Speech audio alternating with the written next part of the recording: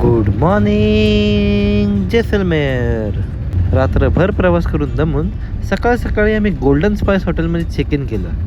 या हॉटेलची golden पॅलेसची theme आणि एम्बियन्स एकदम रॉयल होतं. मी पण स्वतःला थोडीशी रॉयल ट्रीटमेंट दिली. मी पोटभर नाश्ता केला आणि नंतर ह्या क्यूट बिचाऱ्या गाईच्या वासरूला पण दिला. Jaisalmer the golden city of India explore करायला आम्ही एक गाईड बुक केला होता. पण राजस्थानचे गाईड कमी आणि मिसगाईड जास्ती करतात हा अनुभव आम्हाला सर्वांना आला आहे. जयपूरचं एवढं काही माहिती नाही, पण जैसलमेर द गोल्डन सिटी हा नावाला बरोबर जपते. इकडची प्रत्येक हवेली असू दे, घरं असू दे किंवा दुकान असू दे, सर्व या गोल्डन थीमवरच कन्स्ट्रक्टेड होते. मगाशी मी तुम्हाला बोललो ना की इकडचे गाईड मिसगाईड करतात. त्याचं एक उदाहरण म्हणजे आम्हाला आमचा गाईड जबरदस्ती एका प्रायव्हेट हवेलीत नेत होता, ज्याची एंट्री फी 150 रुपये होती. पण त्याच्याच शेजारी एक गव्हर्नमेंटची हवेली होती, ज्याची एंट्री फक्त 30 ते 50 रुपये होती. त्या वसाड्या गाईडला मनात शिव्या घालून आम्ही आपल्या गव्हर्नमेंट हवेलीमध्ये मस्त एन्जॉय केलं.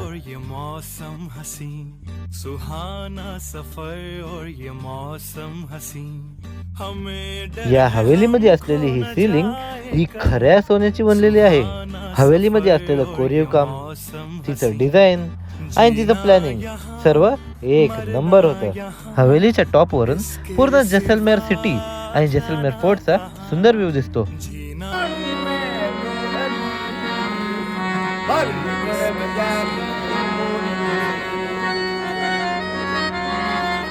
इकडे शॉपिंगसाठी बऱ्याचशा गोष्टी होत्या, पण प्राइस थोडी जास्ती होती.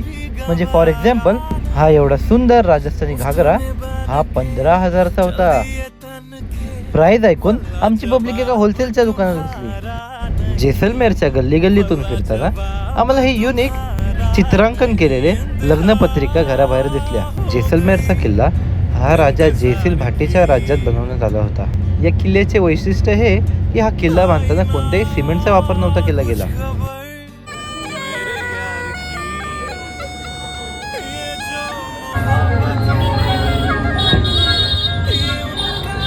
किल्ल्याला एकूण 4 मुख्य दरवाजे आहेत: आख्यापोल, सूर्यपोल, गणेशपोल आणि हवापोल. यातील गणेशपोल हा सर्वात पहिला बांधला गेलेला दरवाजा आहे. फोर्टवर एक म्युझियम देखील आहे. तिकडे पण आम्ही अनेक गोष्टी बघितल्या. काय, चला बघूया.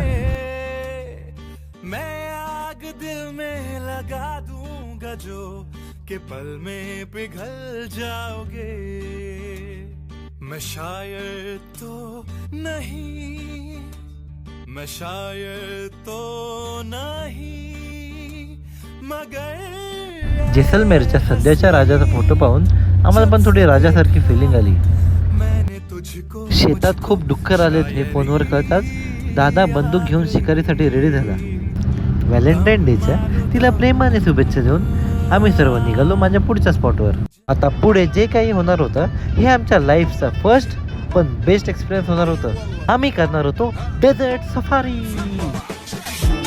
عندي خوش فصلة يا اخي تفوز والله خوش رقصة يا اخي تفوز عندي خوش فصلة يا اخي تفوز والله خوش رقصة عندي لك رقصة قوية يا الحبيب اسمها صبوحة خطبها نصيب مد يدك كنا بتعطيها كف وهز شتفك هين خليك شبيب عطني رقصة وفريسة زيد عليها شوي عندي بيزة حق المحتر اللي نعرفه صيده سوي لي وقفة دار رهيبة عيل سوي رقصة بياض جيب لي واحد كرك يلا بياض طق سيارة بوليس يلا يلا سوي لي رقصة ثانية رقصة البطريق ولا سرقة في ما يا اخي دوس عندي خوش فصلة يا اخي تفوز والله خوش رقصة يا اخي دوس عندي خوش فصلة يا اخي تفوز والله خوش رقصة حلو زين مكانه حلو ديكوريشن ماله حلو سوي رقصة المارشميلو ربعناها فوق كله كامل كيلو رفيجك طايح كتفك.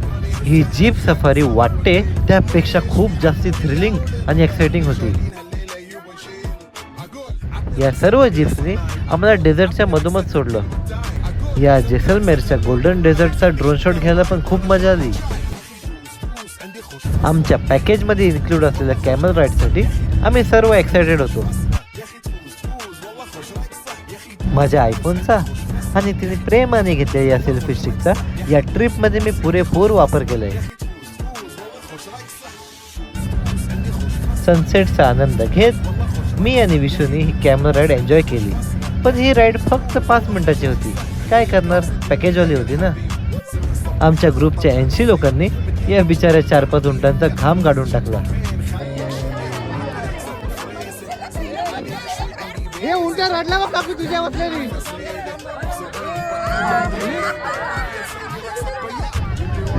डोंट वरी, आम्ही गंमत करत होतो.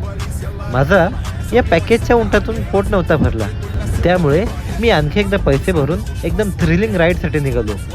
पैसे भरल्यामुळे राऊंड मोठा आणि एक्साइटिंग होणार होता. या भैयाने मला विचारलं, उंटा भगाव क्या? मी बोललो, भगाव, मैं किधर घाबरतंय. आणि त्यावेळी मला जाणीव झाली की उंट एवढा फास्ट पळू शकतो. कसं बसं स्वतःचं तोल सावरत मी ती राईड कंप्लीट केली रे बाबा. या गोल्डन डेझर्टच्या गोल्डन सनसेटचा व्ह्यू एन्जॉय करून, थोडंसं मातीत खेळून आणि थोडेसे व्हिडिओज काढून आम्ही परतीचा प्रवास केला.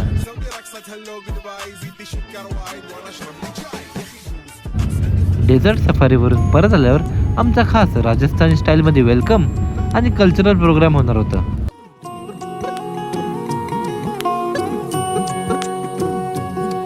लुक छुप ना जाओ जी, मन दीद कराओ जी, अरे क्यों तरसावे हो, मन सकल दिखाओ जी.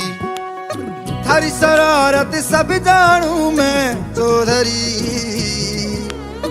अरसले उन्हें बंगा दी मैं कह लगे.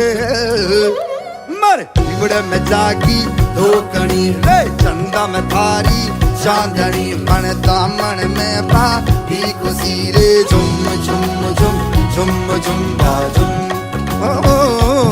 ओ मर बिगड़ में जागी धोकनी रे, चंदा में थारी चांदनी, मन दामन में बाती खुशी रे. झुम झुम झुम झुम झुम बाती.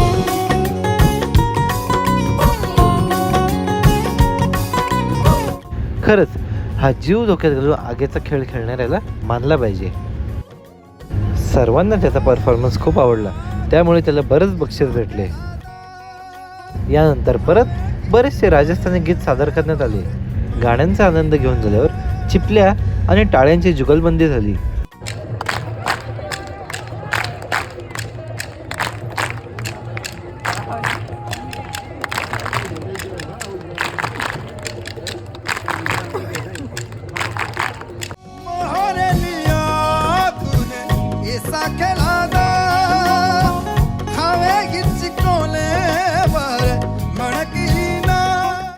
या दोन्ही कलाकारांनी त्यांच्या परफॉर्मन्सने सर्व ऑडियन्सला खुश करून टाकलं. शेवटी 7 मटके डोक्यावर घेऊन आणि तलवार आणि खेळण्यांवर नाचून सर्वांना आश्चर्य करून टाकलं. पण आश्चर्यचकित झालेल्यांच्या लिस्टमध्ये माझ्या मम्मीचं नाव नव्हतं. तिचं असं म्हणणं होतं की हे डोक्यावर मटके आणि खेळ्यावर चालणं हे ती पण करू शकते. आधी तर मी मम्मीचं बोलणं मनावर नाही घेतलं, पण सकाळी तिने हा कारनामा करून मला आश्चर्यचकित करून टाकलं. रात्री सांस्कृतिक कार्यक्रमानंतर आमचा फ्री डान्स चालू झाला.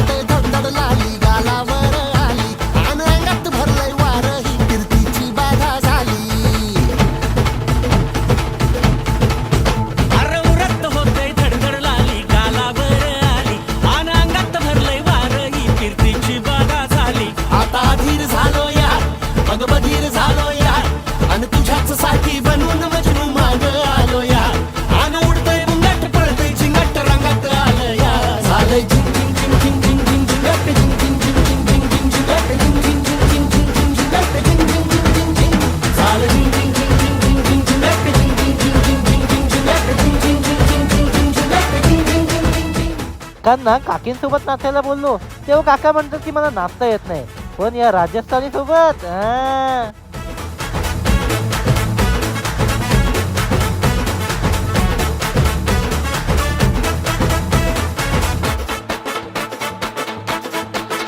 आता उतावीळ झालो गुडघ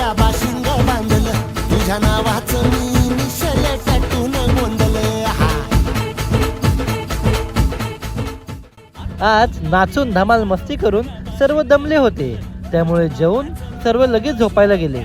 आमचा टेंट कसा होता आणि काय होता हे मी तुम्हाला उद्याच्या व्लॉगमध्ये सांगेन. चला मंडळी, बाय.